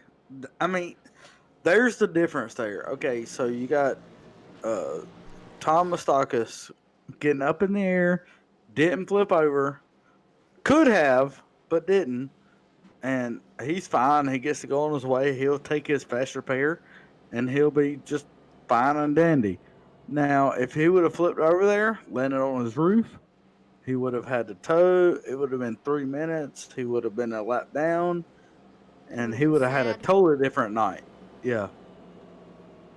Yeah, towing is a terrible experience. I mean, if you have to tow, I wouldn't even do it. I'd leave. Towing just takes too long. You would just leave, Atlee? Oh, yes.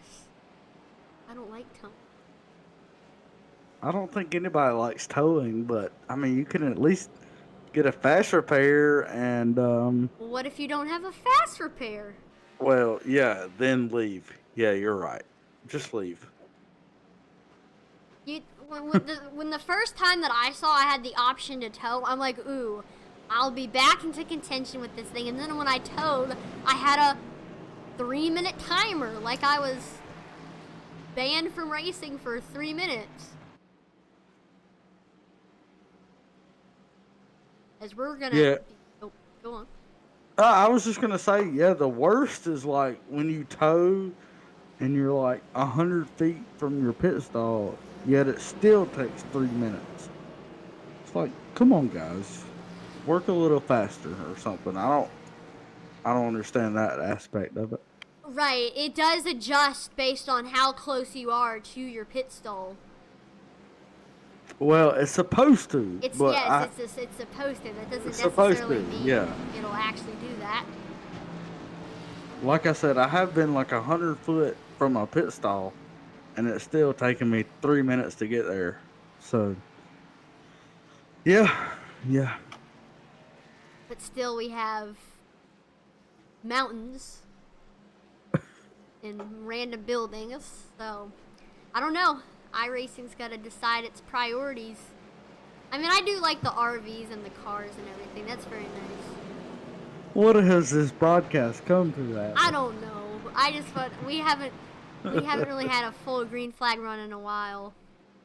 All right, well, we're about to have the third attempt at a green-white checkered here at Talladega. Pace car lights are off. We're about to get green flag racing. Folks, it's time. Like, no matter what, the race is going to end right now. Here we go. Pace car moves onto the pit road. And it's all up to Garrett Maines there as he will lead the field back to this green flag. You got the 45 right on the outside of him. And it's all up to Garrett whenever he wants to go. Green flag, green flag. Green flag now back in the air. He gets a good run. Got Matthew T. Lee on the inside pushing him. So we got father-son duo right now pushing this whole field back to the green flag. Jason Maines on the outside, Garrett Maines on the inside. That 12, Brandon Chaburko really trying to make something happen. Nothing happening right now. Still, he hasn't quite. Yeah, he's gotten up to Garrett. Yeah, now side by side.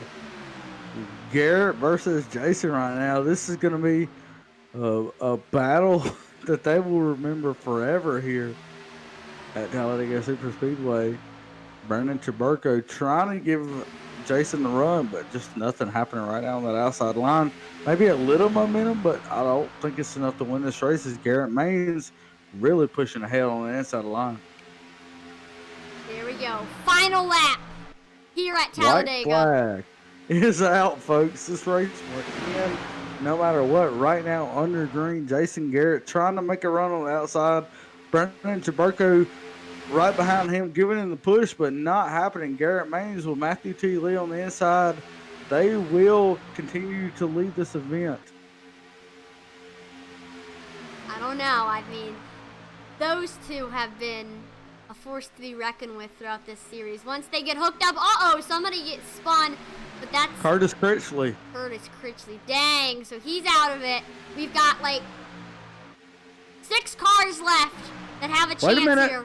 Jason Garrett with the Brandon Chaburko run. They got to run. They're coming to the line. Side by side, It's father going to be and son. Jason Maines. Jason Maines wins it. Wow. Coming out of nowhere. I thought Garrett Maines had this in the bag, but Jason shows that wisdom comes with age, and he will take this away from his son. But still, father-son duo gets 1 and 2 here at Talladega, Atlee. And boom. Look at that right Wow. That is amazing. Brandon Chaburko coming home in third there. You see Matthew T. Lee may come home in fourth, and he does. Wow. There's both of them. You might see a double burnout here. I cannot believe this is the first time we have seen on Intensity Broadcasting ever a father-son duo take the win in any series ever here. Well, you're seeing it tonight. Woo! Garrett Maines and Jason Maines. Look at that burnout duo there. Yeah, we might have seen brother, but I don't think we've seen father and son. This might be the next Earnhardt or Allison or Elliott family, maybe. Look out. That is amazing. The Maines family. Oh, me, that just look at what you're seeing right now, folks. I mean, wow. This is a Friday night treat right here. We got double burnouts. I mean, Bobby Allison, Davey Allison, Dale Earnhardt Sr., Ned Jarrett, Dale Jarrett, and now Jason Maines and Garrett Maines doing burnouts together. That is, I got the feels right now, Atlee. I mean, if you weren't impressed with the racing, this has to get you impressed. I mean, look at that burnout. They were like synchronized, and Garrett Maines is spinning around the 45. I'm so happy for Garrett and Jason right now. And I can only imagine what they're feeling as father and son just taking the win. And father's got to show son who's boss as he takes the win. Right now, trying to get Brandon Chaburko, our third place finisher in the broadcast. There he is. There he is. Let's pull him in. Brandon Chaburko, this is Dustin and Atlee in the booth. You got a copy? Yes, sir. Brandon, we saw you trying to make runs on that high line as we've kind of gotten used to and impressed with, to be honest with you. How did you see tonight's race play out? Man. Unfortunately, just didn't get to maintain the race the way I wanted to in regards to like getting up front and actually controlling the lanes and everything. But this particular setup that we got here tonight has 0 tape on it, so it's kind of tough to make the top line work. I'm sure you guys kind of saw that too, how it was kind of struggling to, even when it was formed up, to try to like actually ultimately get to the front. We made a little bit of a push to get to the front with the top, but it just required a lot of side drafting to kind of even make it work. Kind of disappointed that the setup didn't have tape to make it a little bit more racier, but all in all, I guess it's a good night to be disappointed in third. Yeah, we talked about that a little bit about how the outside line can get there, but never really push out in front. We saw you several times prove that to be true. But Brandon, congratulations on a third place finish. Is there anybody you want to shout out? Yeah, sure. I mean, I'd like to thank Ian for putting this deal on and for you guys for broadcasting and everything. Other than that, I ain't got too much. Well, I apologize, or maybe it's a compliment. I meant it as a compliment when I compared you to Ricky Stenhouse Jr. or Joe Logano here with your aggressive style of racing. Man, I love it. Keep bringing it. Yeah, man, we'll do for sure. I'll take it as a compliment. But I don't know about the Ricky Stenhouse Jr. comment, but I'll take it as a compliment. I do know what you mean for sure. Well, I meant it as a positive, as a compliment. Man, good luck, and I hope to see you here in the booth next week and many weeks forward. All right, I appreciate it, man. Thank you. Thank you. Go ahead and pull in second place, Garrett Maines. Hey, Garrett, this is Atlee and Dustin in the booth. You have a copy? Yes, sir. Man, that was crazy. Started the race in third place, and you were pretty much up front all throughout this entire race. Weren't involved in any of the incidents, and you were there in the end. Looked like you had it, and then Jason came there in the end, and it was a photo finished there. It looks like it was 1900ths of a second. But I mean, what happened here at Talladega from your point of view? It worked out perfectly with those last two cautions, allowed us to really get in position. I knew on that last one, Chaburko was going to be pushing the crap out of him. I told Matt just lay on me, but he got a side swipe right before the line that killed my momentum. But honestly, I'm not even mad. Like, that was pretty cool to see. My dad and I haven't actually finished 1-2 in one of these before, so to be able to get that was cool. Yeah, it was an awesome moment, but I do want to ask, I mean, what was going through your head there during that final green-white checkered, knowing that it was the final green-white checkered? I was totally cool with that being, like, ended under yellow, coming to the white flag. That was cool with me.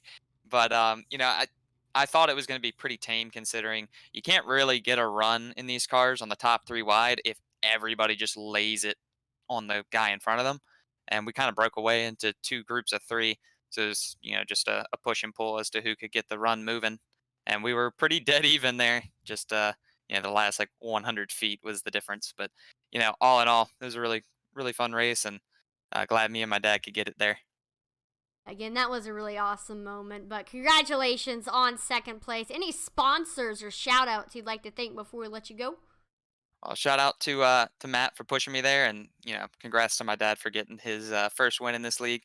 Also, got to thank OfferPad, Smithfield, Lennox, Swag, ComServe, all the guys at Elliott Sadler Esports that have been helping through the Pro Series. Hopefully this week we actually get to complete more than 3 laps.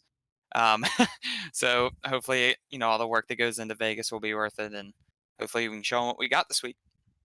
Yep, and good luck again with the NASCAR Coca-Cola Series, and hopefully we'll see another good performance here in the iSSL Superspeedway Series next week.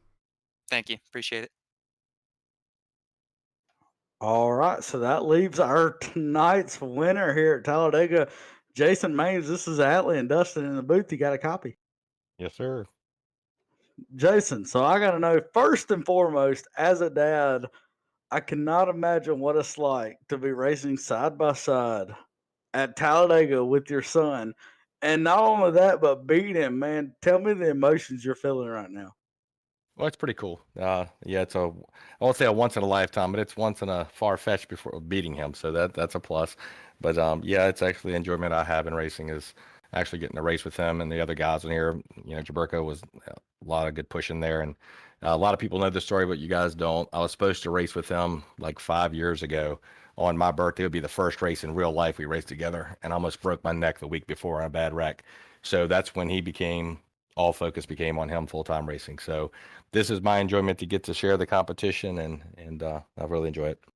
Oh man, that's a great story there. I know Chaburko was a good battle there, or a great competitor, and he helped push you there to the win. So walk us through, if you don't mind, walk us through that last green white checkered and what it took for you to actually get in front of Garrett and take the win. Well, I mean, it's Talladega. I mean, it takes you got to have your car cool, and Chaburko did a great job drafting, and just everything timing up just right. I think Matt lost a little bit of contact with Garrett there as far as the pushing, and that split second that happened, that was the momentum that carried me past Garrett. I mean, that's really what it all came down to. Well, man, after that story, I'm glad to hear that you're okay. Man, I'm glad you got to experience this. As this was our first ever call on Intensity Broadcasting as a father son duo, takes 1 and 2.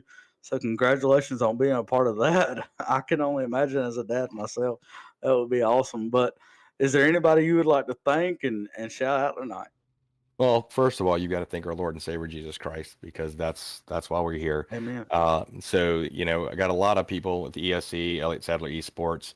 We got Swag, we got ComServe, Lennox Industries. They've come on board with me for years, and they're helping Garrett. We want to thank, even though they don't sponsor me, give a shout out to OfferPad in Smithfield for sponsoring my son, because, like I said, it takes all of that to make this happen, and I'm very grateful to be a part of it.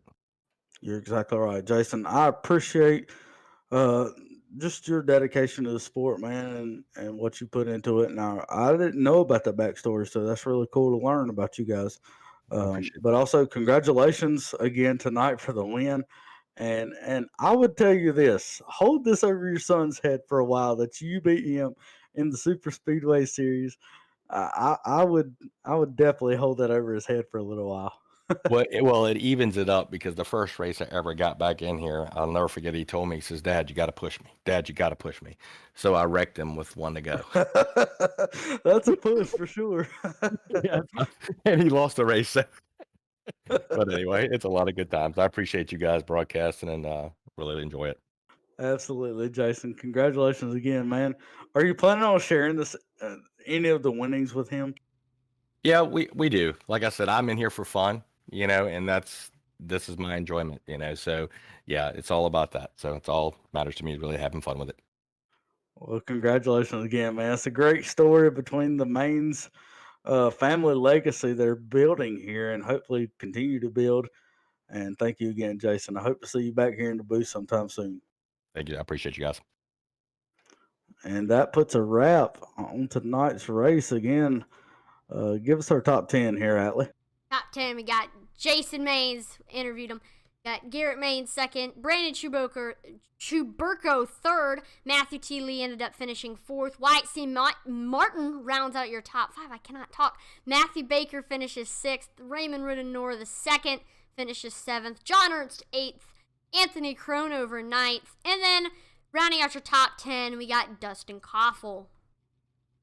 Oh, man, what a great story between Jason and Garrett Maines. I only hope that I get to experience that kind of side by side coming to the line thrill with my son one day. I know you and your dad are pretty close as well. And so my final thoughts, yeah, just that great story. Jason getting to beat his son Garrett to the line. Atlee, what are your final thoughts on this race? Well, my final thought was 1900th of a second was the finish. It was a photo finish there. I mean, I just love that storyline of the father and son. I mean, it's like a once in a lifetime storyline that we got to see. I mean, that was awesome. But thank you, everyone. Oh, You can't script that. I was just going to say, you can't script that any better than this.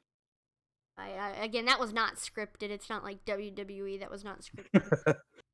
But thank you, everyone, for watching this broadcast here on Intensity Broadcasting. Make sure to like, follow, and subscribe to Intensity Broadcasting on Twitch, YouTube, and Facebook, as we are on the road to 2,000 on Facebook, and we're still chugging along to 1,000 on Twitch and YouTube. And make sure to also check us out on Twitter.